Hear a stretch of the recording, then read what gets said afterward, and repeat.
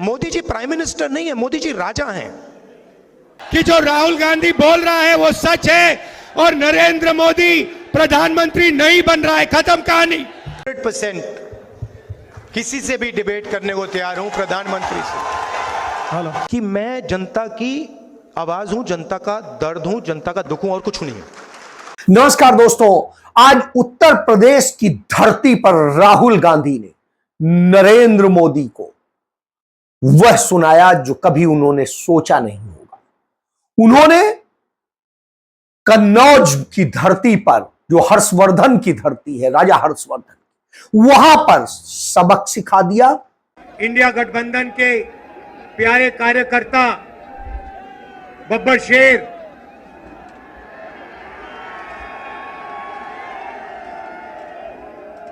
जो अब एक साथ टीम में जाके शिकार कर रहे हैं।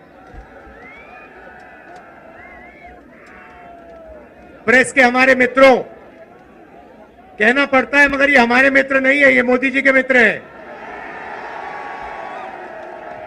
24 घंटा उनका काम करते रहते हैं। इन बेचारों की गलती नहीं है। इनको सैलरी की जरूरत है तो जो इनसे कहा जाता है ये करते हैं। मालिक इनके अदानी है, रिमोट कंट्रोल किसी और के हाथ में। अच्छा, अभी आपने कहा कि आपकी 250 गाड़ियों को रोका गया है। मैं आपको बताना चाहता हूं, 250 रोको, 400 रोको, 1000 रोको, कोई फर्क नहीं पड़ने वाला है। जितनी रोकनी है रोको। यहां पे इंडिया गठबंधन की जीत होगी, अखिलेश यादव की जीत होगी। और उत्तर प्रदेश में आप देखना, मैं आपको लिख के दे रहा हूं, उत्तर प्रदेश में इंडिया गठबंधन का तूफान आ रहा है। आप लिख के ले लो। यहां पे बीजेपी की सबसे बड़ी, देश में सबसे बड़ी हार उत्तर प्रदेश में होने जा रही है। लिख के ले लो। क्यों? क्योंकि देश को उत्तर प्रदेश रास्ता दिखाता है और उत्तर प्रदेश ने मन बना लिया है कि उत्तर प्रदेश में बदलाव होना है और हिंदुस्तान में बदलाव होना है। इसीलिए डिसीजन भाइयों और बहनों ले लिया गया है। जनता ने मन बना लिया है। आपने देखा होगा 10 साल नरेंद्र मोदी जी ने अदानी और अंबानी का नाम नहीं लिया। 10 साल हजारों स्पीचें दी, अदानी अंबानी का नाम तक नहीं लिया। मगर अब भैया देखिए, जब कोई डर जाता है तो उन्हीं लोगों का नाम लेता है जो सोचता है बचा पाए। इसीलिए नरेंद्र मोदी जी ने अपने 2 मित्रों का नाम ले लिया कि भैया मुझे आके बचाओ, इंडिया गठबंधन ने मुझे घेर लिया है, मैं हार रहा हूं, मुझे बचाओ, अदानी अंबानी जी मुझे बचाओ। इसीलिए नरेंद्र मोदी जी ने नाम लिया। अच्छा, उनको यह भी मालूम है कि अदानी जी कौन से टेम्पो में और कैसे पैसा भेजते हैं। पर्सनल एक्सपीरियंस है प्रधानमंत्री जी का, टेम्पो वाला। तो भाइयों और बहनों, अब बीजेपी, नरेंद्र मोदी, अमित शाह आपके ध्यान को इधर उधर ले जाने की कोशिश करेंगे।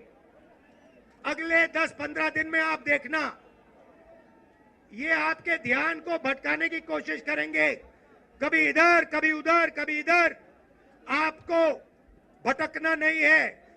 हिंदुस्तान के चुनाव में एक ही मुद्दा है, उस मुद्दे से सारे के सारे मुद्दे निकलते हैं। मुद्दा भाइयों और बहनों ये है हिंदुस्तान का संविधान।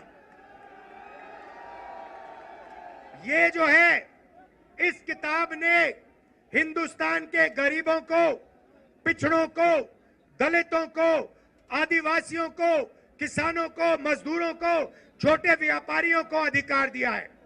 जो भी आपको मिला है, चाहे वो वोट हो, चाहे वो रिजर्वेशन हो, चाहे वो पब्लिक सेक्टर हो, नौकरी हो, जमीन हो, जो भी आपको हक मिले हैं, इस किताब ने आपको हक दिए हैं। ये गांधी जी और अंबेडकर जी की देन है। और बीजेपी ने मन बना लिया है कि अगर वो चुनाव जीते तो वो इस कॉन्स्टिट्यूशन को, संविधान को रद्द करने जा रहे हैं। और मैंने और अखिलेश जी ने निर्णय ले लिया है कि इस किताब को बीजेपी छोड़ो, दुनिया की कोई भी शक्ति नहीं छू सकती है, क्योंकि इस किताब में हिंदुस्तान के गरीब लोगों की आत्मा है, भावनाएं हैं, भविष्य है, विकास है।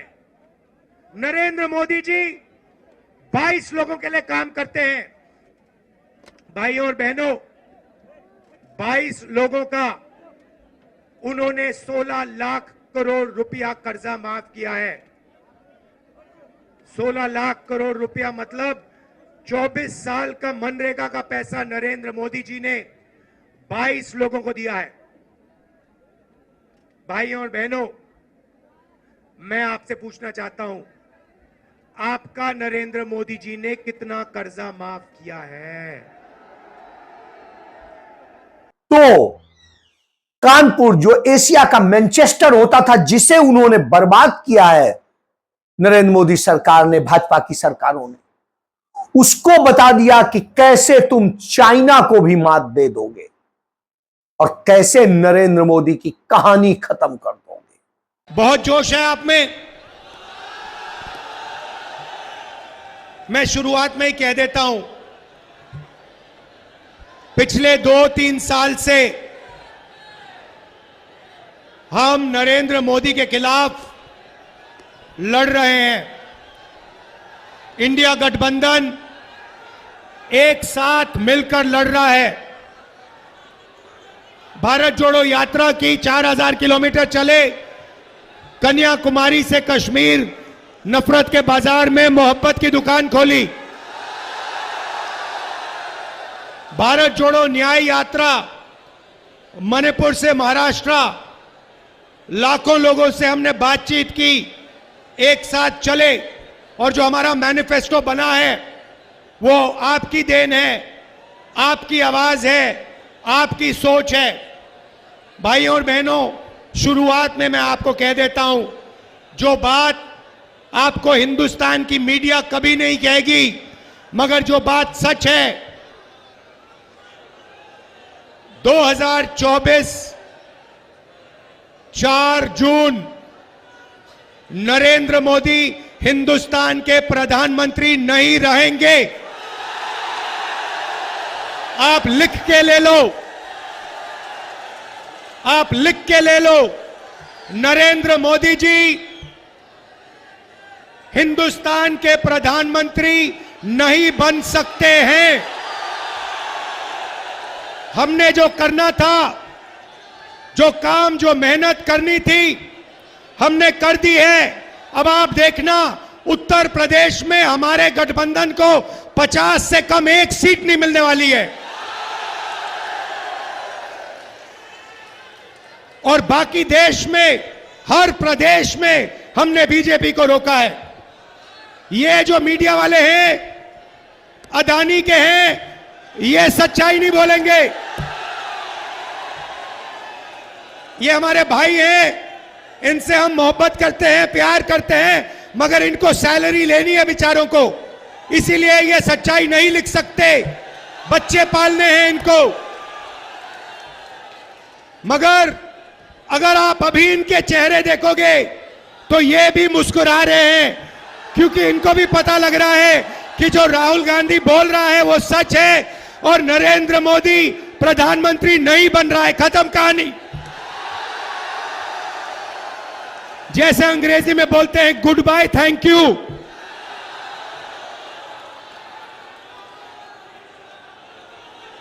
ये सच्चाई है। अब कानपुर की जनता, आप देखो आपके साथ इन्होंने क्या किया।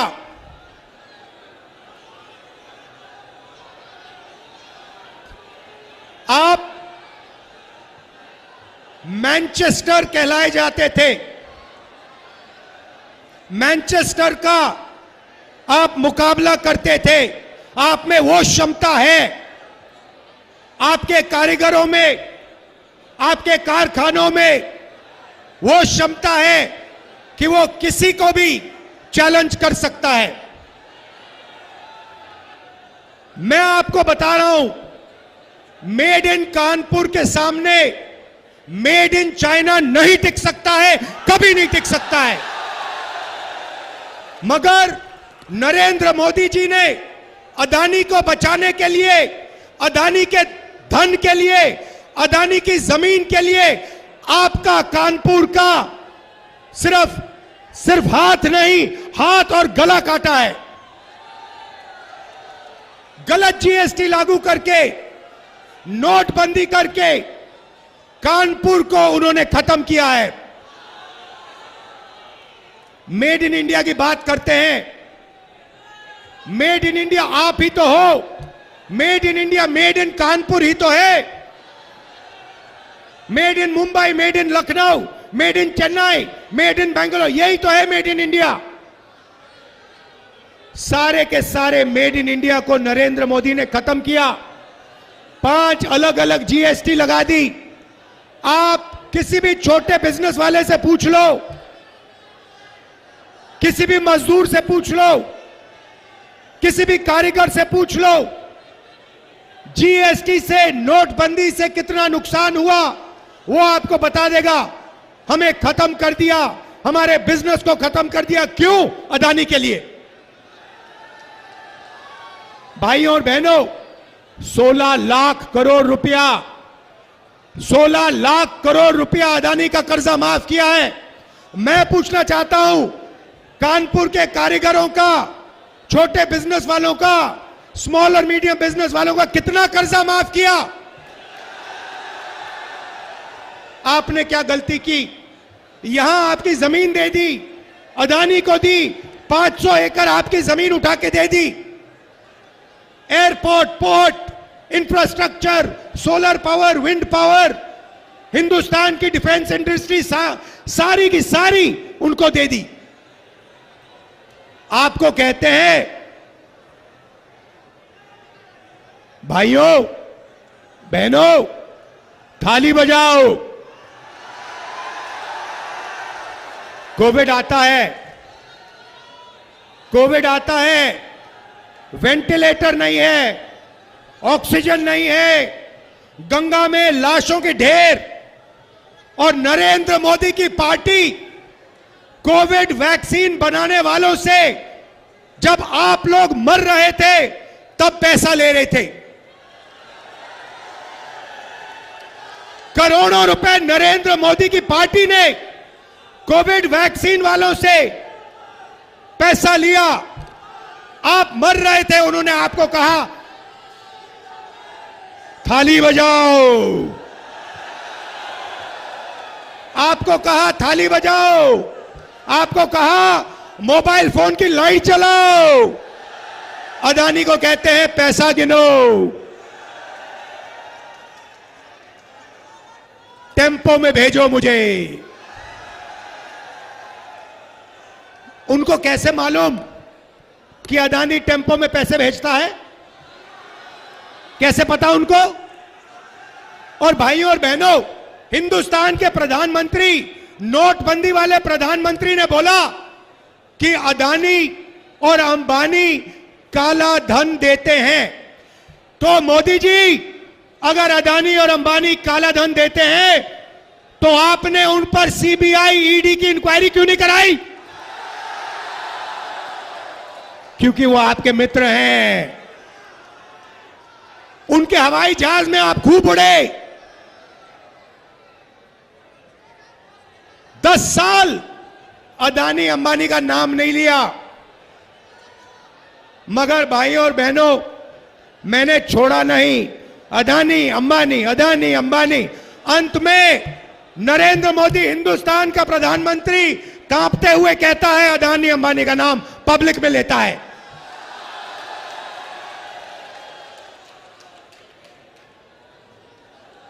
अदानी और अंबानी का नाम जिस दिन प्रधानमंत्री ने ऐसे स्टेट से ले ली, उस दिन हिंदुस्तान के प्रधानमंत्री ने हार मान ली। और जब वो लखनऊ पहुंचे तो उन्होंने यह भी बता दिया कि कैसे संविधान बचेगा और संविधान के साथ क्या खेल हो रहा है।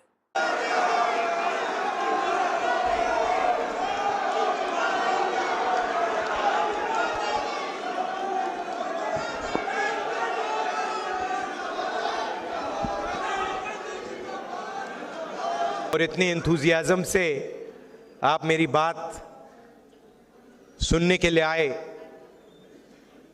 दिल से मैं आपका धन्यवाद करता हूं।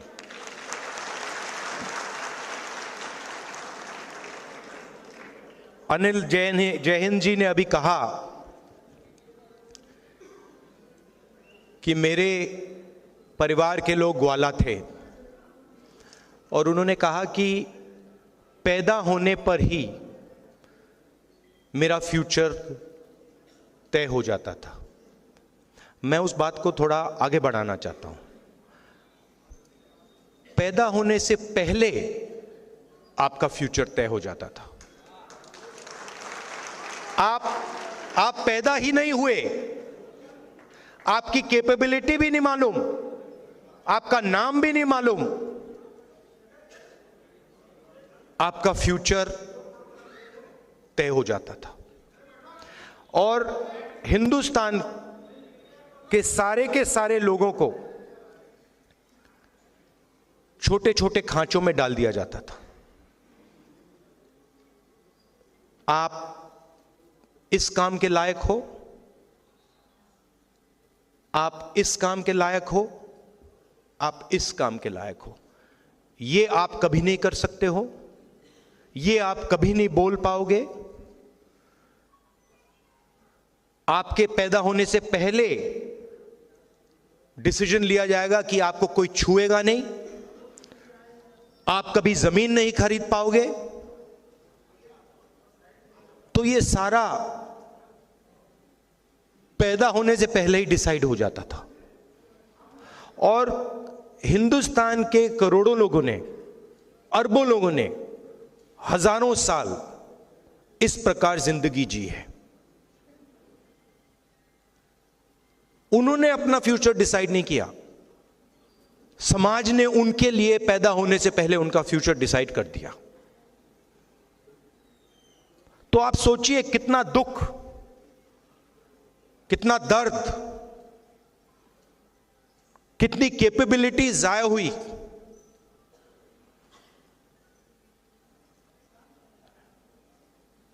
और इस चीज को बदलने के लिए बहुत सारे लोग खड़े हुए। हिस्टोरिकली लिस्ट है, जयहिंद जी ने उनके नाम लिए, मगर सब के सब ने एक ही बात की थी, जो सच्चाई थी उसको उन्होंने एक्सेप्ट किया कि हमें यह दिख रहा है कि यह सच्चाई है और इस बात को मैं एक्सेप्ट कर रहा हूं। दो तरीके के लोग होते हैं, राजनीति में तो खासतौर एकदम दिख जाता है। पूरी जिंदगी सत्ता के पीछे दौड़ते दौड़ते दौड़ते दौड़ते सच्चाई को कभी एक्सेप्ट नहीं करते, ना अपनी सच्चाई एक्सेप्ट करते हैं, ना अपनी सच्चाई एक्सेप्ट करते हैं, ना किसी और की सच्चाई एक्सेप्ट करते हैं। उनको सिर्फ एक चीज दिखती है कि किसी ना किसी तरह मेरे हाथों में इन्फ्लुएंस आ जाए, सत्ता आ जाए, बाकी सब छोड़ो। और दूसरे तरीके के लोग होते हैं जो कहते हैं ये सच्चाई है, इसको मैं एक्सेप्ट कर रहा हूं, चाहे मुझे अच्छा लगे या बुरा लगे, मगर मुझे जो दिख रहा है उस बात को मैं पूरी तरह एक्सेप्ट कर रहा हूं। और अलग अलग समाज में अलग अलग जगह से ये लोग आए। अंबेडकर जी, महात्मा गांधी जी, पेरियार, बसवना, बुद्धा, ये अलग अलग स्पेसेस से आए, मगर इन सब ने ये बात एक्सेप्ट की कि जो मैं देख रहा हूं ये सच है और मैं इसको छोड़ूंगा नहीं।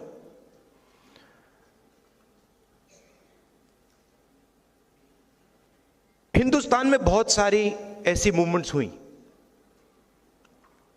मगर 3000 साल में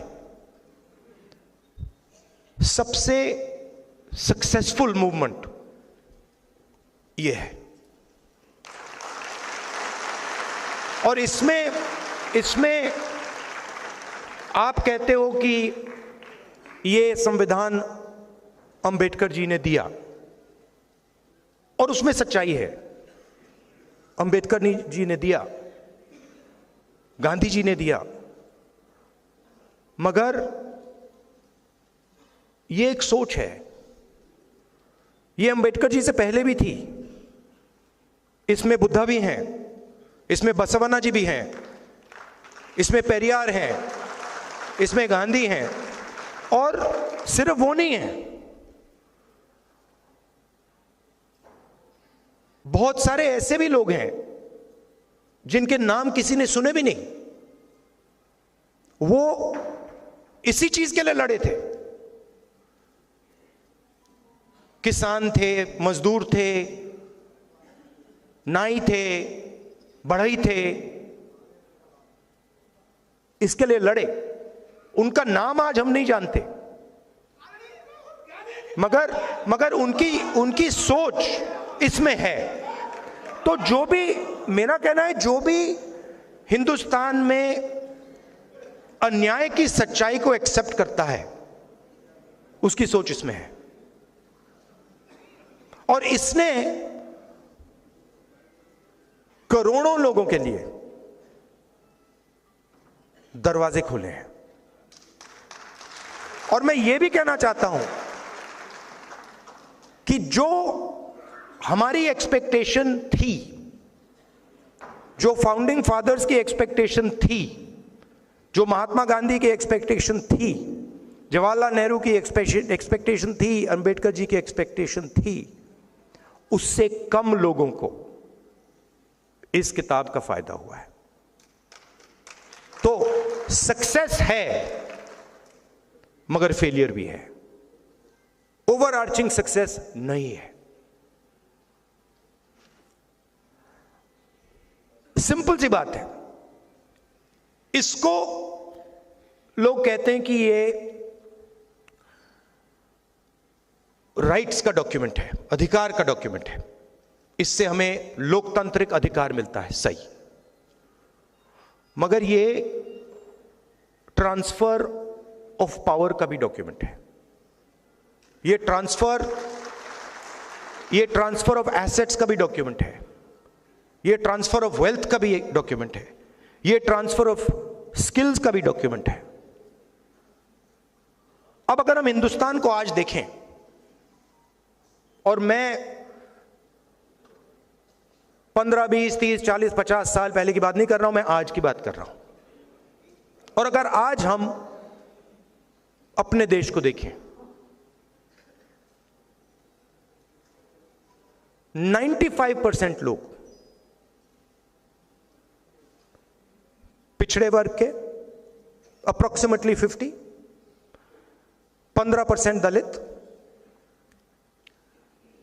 8% आदिवासी, 15% माइनॉरिटी, उसमें आप 5% गरीब जनरल कास्ट जोड़ दीजिए, 95% लोग।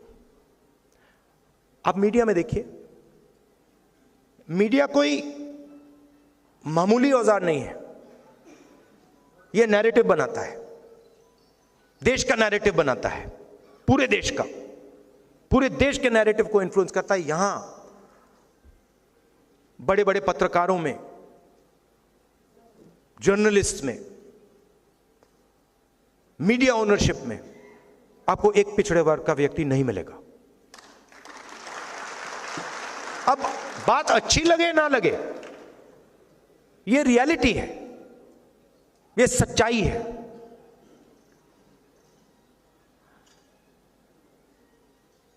और छुपे तरीके से यह किया जाता है।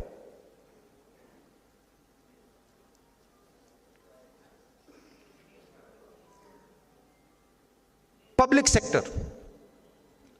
सेक्टर में 90% के लिए रास्ते खुलते थे, ज्यादा नहीं खुलते थे मगर खुलते थे।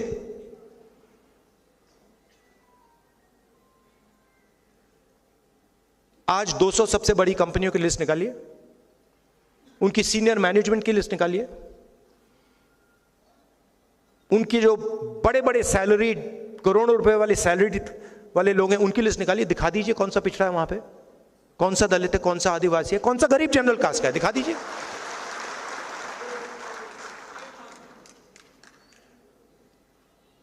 जुडिशरी में भी यही, सरकार में भी यही।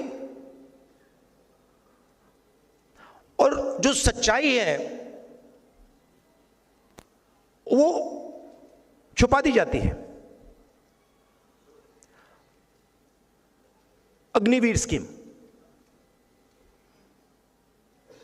स्कीम में नुकसान किसका हुआ है, आपने कभी सोचा? सिंपल, SC, ST, OBC, गरीब जनरल कास्ट।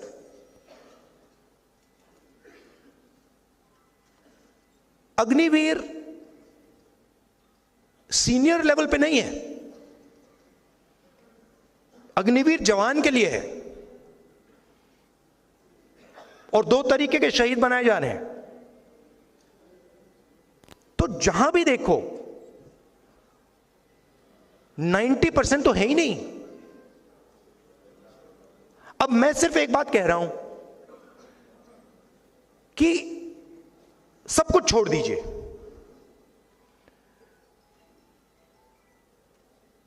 सच्चाई तो देख लीजिए, जाति जनगणना कर लीजिए। अगर जो मैं बोल रहा हूं गलत है, कोई प्रॉब्लम नहीं है, मगर यह तो पता लगाइए कि इस देश में पिछड़े वर्ग के कितने लोग हैं, दलित कितने हैं, आदिवासी कितने हैं, यह तो पता लगाइए। कौन सी संस्थाओं में है, कहां हैं, कोर्ट्स में कितने हैं, और रिएक्शन आता है कि नहीं होना चाहिए। इससे क्या होगा? इससे हिंदुस्तान के करोड़ों लोगों को हिंदुस्तान की सच्चाई पता लगेगी। यही होगा। इस सच्चाई से लोग क्यों डर रहे हैं? देखिए, अगर हिंदुस्तान को मजबूत बनाना है, जो मोदी जी सुपर पावर की बात करते हैं, तो 90% आबादी के बिना तो हो ही नहीं सकता ना। कैसे होगा? आप ये कह दो कि भैया ब्यूरोक्रेसी में 90% नहीं आएंगे, मीडिया में 90% नहीं आएंगे, स्पोर्ट्स में 90% नहीं आएंगे, ब्यूटी पैजेंट्स में 90% नहीं आएंगे, तो कौन सा सुपर पावर बनने वाला है? मतलब आप अपनी 10% आबादी का सुपर पावर बनाओगे क्या? मतलब कौन सी दुनिया में हो आप? सुपर पावर तो 90% है। आप कॉन्स्टिट्यूशन पे आक्रमण कर रहे हो। जब आप सारे के सारे इंस्टीट्यूशंस में आरएसएस के लोग भर रहे हो, तो आप कॉन्स्टिट्यूशन पे आक्रमण कर रहे हो। जब आप बिना किसी से पूछे नोटबंदी करते हो और हिंदुस्तान के करोड़ों पिछड़े वर्ग के लोगों को, दलितों के, आदिवासियों की जिंदगी खत्म करते हो, तो आप कॉन्स्टिट्यूशन पर आक्रमण कर रहे हो। जब आप अग्निवीर योजना बिना आर्मी से पूछे लागू करते हो, आप कॉन्स्टिट्यूशन पर आक्रमण कर रहे हो। मोदी जी राजा हैं,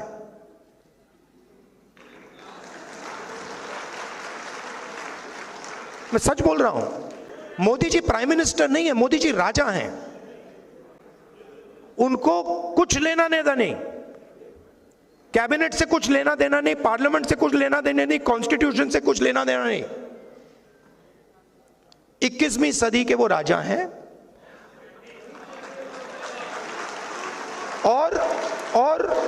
और उनके जो फाइनेंसियर्स हैं पीछे,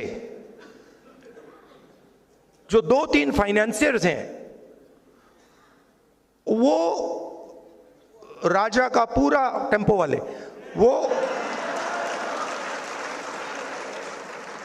वो राजा, एक्चुअली वो राजा फ्रंट है।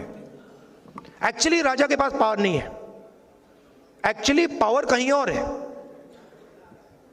तो ये सिचुएशन है। नहीं भैया, अनपढ़ राजा भी काम चला लेता। बहुत सारे अनपढ़ राजा हुए हैं हिंदुस्तान में, जिनमें अहंकार नहीं है, जिनमें अहंकार नहीं था, वो काम चला लेंगे। जो जनता की बात सुन लेते थे, ये दूसरे टाइप के हैं, ये किसी की नहीं सुनते। अब इनका लक्ष्य है कि पब्लिक सेक्टर को खत्म करो और जो दलितों के, आदिवासियों के, पिछड़ों के रास्ते हैं और गरीब जनरल कास्ट के जो रास्ते हैं, उनको एक एक करके खत्म करो। और इनके सारे के सारे नेता कह रहे हैं, खुल के कह रहे हैं कि हम रिजर्वेशन को खत्म कर देंगे। और मैं खुल के कह रहा हूं, आप रिजर्वेशन को कभी खत्म नहीं कर सकते हो। और सिर्फ ये नहीं, वो क्योंकि रिजर्वेशन 90% की आवाज है, तो रिजर्वेशन पर आक्रमण, कॉन्स्टिट्यूशन पर आक्रमण, पब्लिक सेक्टर पर आक्रमण, आर्मी पर आक्रमण, फाइनेंशियल सिस्टम पर आक्रमण। क्यों? क्योंकि इनके पीछे धन है, अरबों रुपए हैं। तो ये सिचुएशन है। अब थोड़ी सी प्रॉब्लम आ गई है। आपने देखा होगा, मोदी जी ने अदानी जी का, अंबानी जी का नाम ले लिया, भौंकला गए कि भैया आओ आओ मुझे बचाओ। यहां पे तो हिंदुस्तान की जनता ने घेर लिया मुझे, ये मतलब सबने घेर लिया। ये तो आरक्षण की बात कर रहे हैं, ये तो कॉन्स्टिट्यूशन की बात कर रहे हैं। अदानी जी, अंबानी जी बचाओ मुझे। वो कैसे बचाएं? वो नहीं बचा पाएंगे। बचा तो जनता ही सकती है। मैं कल टूर के बाद गाड़ी में था, वापस जा रहा था एयरपोर्ट से, तो बातचीत चल रही थी गाड़ी में और मैं कह रहा था कि देखिए, अलंकार और मेरी बात हो रही थी, तो मैंने उससे कहा देखिए रियलिटी क्या है। रियलिटी ये है कि मैं जनता की आवाज हूं, ठीक है। जब मैं ये कहता हूं, प्रेस वाले मतलब इसको समझते नहीं हूं, मैं एक्चुअली हूं ही नहीं, मैं हूं ही नहीं। मैं भारत जोड़ो यात्रा में ये बात समझ गया कि मैं जनता की आवाज हूं, जनता का दर्द हूं, जनता का दुख हूं, और कुछ नहीं है। और मुझे और किसी चीज में इंटरेस्ट भी नहीं है। तो अब सवाल उठता है, आगे क्या करना है? सबसे पहले जो हिंदुस्तान की सोशल रियलिटी है,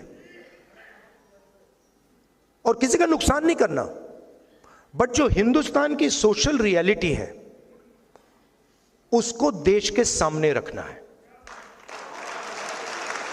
किसी को चोट नहीं मारनी, किसी को धमकी नहीं देनी, यह कहना है देखिए भैया ये हिंदुस्तान की सोशल रियलिटी है, इस देश में इतने दलित हैं, इतने आदिवासी हैं, इतने पिछड़े लोग हैं, इतने माइनॉरिटीज हैं, इतने गरीब जनरल कास्ट के लोग हैं, और ये जो लोग हैं इनकी इतनी भागीदारी है,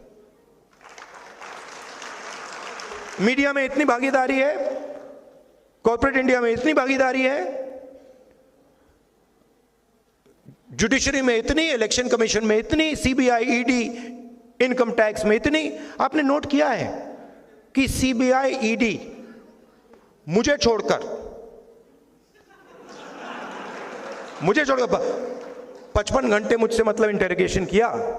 मैं 2-3 साल बाद आपको बताऊंगा उस डिस्कशन में क्या हुआ।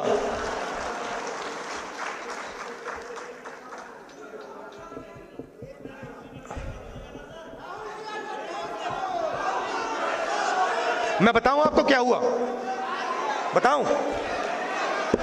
मैंने ईडी के अफसर से बोला, ईडी के अफसर मुझे इंटेरोगेट कर रहे थे, और मैंने उनसे बोला कि देखिए आप सोच रहे हो कि आपने मुझे यहां बुलाया है, मगर आप गलतफहमी में हो। आपने मुझे यहां नहीं बुलाया, मैं यहां आया हूं।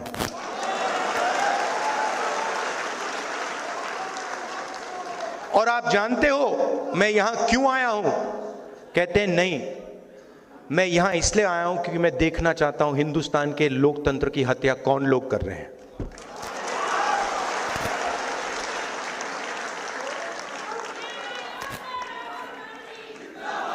मतलब आप क्या समझे हो?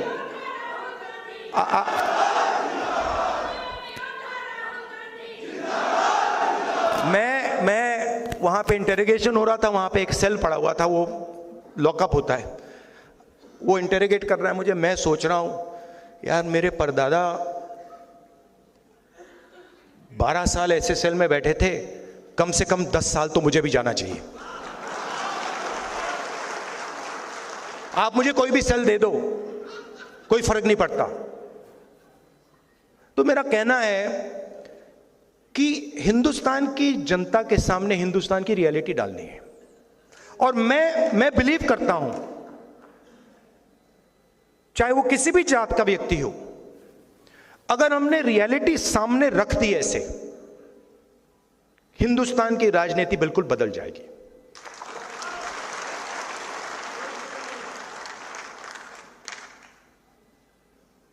और उसको बदलना ही होगा, क्योंकि 90% को आप चुप नहीं रख सकते, 90% की शक्ति को आप कंट्रोल नहीं कर सकते, कुछ भी कर लो।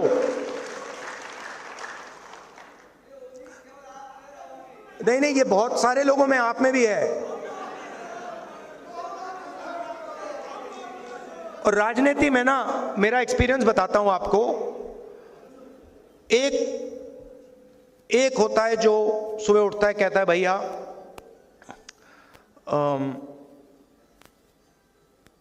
सत्ता कैसे मिलेगी, सत्ता कैसे मिलेगी, 24 घंटा वही उसकी थिंकिंग होती है। अब मेरी दूसरी प्रॉब्लम है, नहीं, मैं उसके बीच में पैदा हुआ।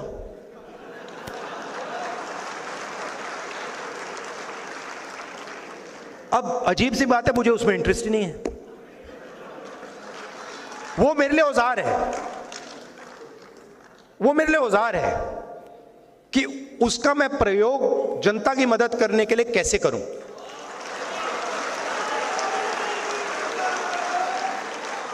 वो मेरे लिए मतलब ड्रग नहीं है, नशा नहीं है। मैंने अपनी दादी की लाश देखी है, पिता की लाश देखी है। तो एक पॉलिटिकल व्यक्ति के अंदर एक पॉलिटिकल क्रिस्टलाइजेशन होता है। बहुत सारे लोगों के अंदर पॉलिटिकल क्रिस्टलाइजेशन कभी होता ही नहीं। पूरी जिंदगी निकल जाती है, सुबह उठते हैं, किसी को काटते हैं, किसी को डराते हैं, किसी से लड़ते हैं, कोई सूट पहन लेता है, कोई मतलब अलग अलग वीडियो बनाते हैं, तो उनको तो छोड़ दो। मगर फिर ऐसे भी लोग होते हैं जो कहते हैं कि भाई अब हमारे पास 15-20 साल हैं, 30 साल हैं, अब कुछ अच्छा किया जाए, कुछ दम का किया जाए। तो पॉलिटिकल क्रिस्टलाइजेशन हो जाता है। एक बार पॉलिटिकल क्रिस्टलाइजेशन हो जाता है तो फिर क्लैरिटी आ जाती है कि मुझे ये करना है और कुछ नहीं करना। और मेरे माइंड में ये क्लैरिटी आ गई है कि इस देश में 90% लोगों को भागीदारी दिलवानी है, और 90% लोगों के लिए एक के बाद एक दरवाजे खोलने हैं। मीडिया में, कॉर्पोरेट इंडिया में, जुडिशरी में, सब जगह। ऐसा इंडिया, ऐसा हिंदुस्तान हम चाहते हैं, सब चाहते हैं। तो ये करने में बड़ा मजा आ रहा है मुझे। 4000 किलोमीटर चल गया, पता भी नहीं लगा मुझे ये हुआ क्या। हाँ, अब बड़ी इंटरेस्टिंग बात है, मैं आपको बताऊं, बड़ी इंटरेस्टिंग बात है।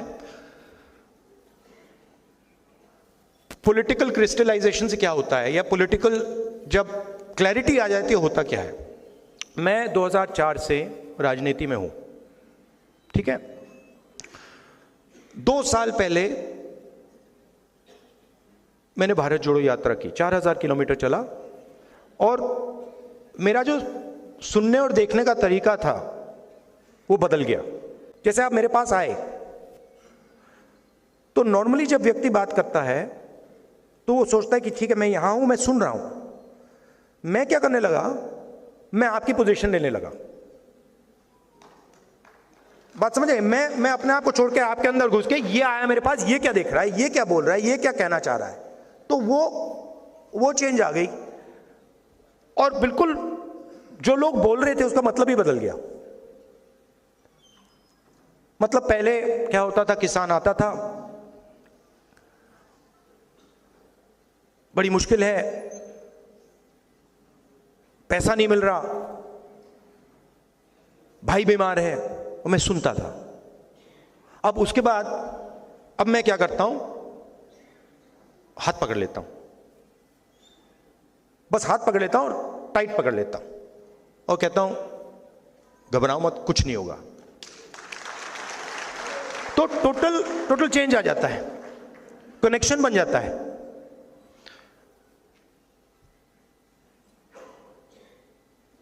तो भारत जोड़ो यात्रा से पहले 20 साल में राजनीति में था, मगर मैंने मोहब्बत शब्द कभी यूज ही नहीं किया। सबसे पावरफुल शब्द है, आप सब कहेंगे कि दुनिया में सबसे पावरफुल शब्द मोहब्बत है, करेक्ट? तो ये जो अभी इन्होंने बोला ना, वी लव यू सर, ये भारत जोड़ो यात्रा से पहले किसी ने मुझे नहीं बोला था, और मैंने भी किसी को नहीं बोला था। मतलब मां को बोला था, बहन को बोला था, मगर किसी आम जनता को या किसी से जब मैं मिले, मैंने नहीं बोला, मगर मैंने बोलना शुरू कर दिया। और अजीब सी बात हुई, अब मैं आपको बता रहा हूं, दिल्ली में मैं वापस आता हूं एयरपोर्ट से, गाड़ी शीशा खोल के कहते हैं आई लव यू। तो ये मैं आपको क्यों कह रहा हूं, क्योंकि हिंदुस्तान में जो भी सक्सेसफुली सामाजिक न्याय की लड़ाई लड़ा है वो मोहब्बत से लड़ा है। जो सुपरस्टार हुए हैं वो मोहब्बत से लड़े हैं, वो नफरत से नहीं लड़े हैं।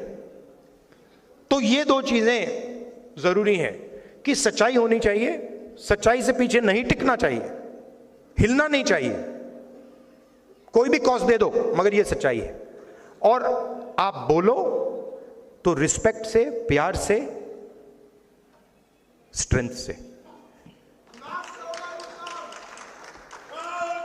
और मैं आपको एक बात की गारंटी दे देता हूं, एक बात तो मैं आपको बता देता हूं कि अब चुनाव हो रहा है, नरेंद्र मोदी जी प्रधानमंत्री नहीं बन रहे हैं। ये 100% मैं आपको, आप चाहते हो तो मैं यहां पे लिख के आपको सबको दे दूंगा, साइन करके दे दूंगा। क्योंकि देखिए हुआ क्या है, देखिए मैं पॉलिटिक्स को ना, हुआ क्या है, बड़ी इंटरेस्टिंग चीज हुई है, बड़ी इंटरेस्टिंग चीज हुई है कि नरेंद्र मोदी जी की पूरी स्ट्रेटजी भाई को भाई से लड़ाने की है, और इस चुनाव में वो काम ही नहीं कर रहा है। वो मतलब आ रहे हैं, वो कह रहे हैं, लोग देख रहे हैं, कह रहे हैं भैया ये बोल क्या रहा है। तो वो चेंज आ गया है, और आप लिख लीजिए वो, अच्छा एक बात हो सकती है, अगर पूरी चीटिंग कर दी, अगर ईवीएम लपेट लिया, वैसे हो सकता है, मगर उसके अलावा ये 200 180 से आगे नहीं जा रहे।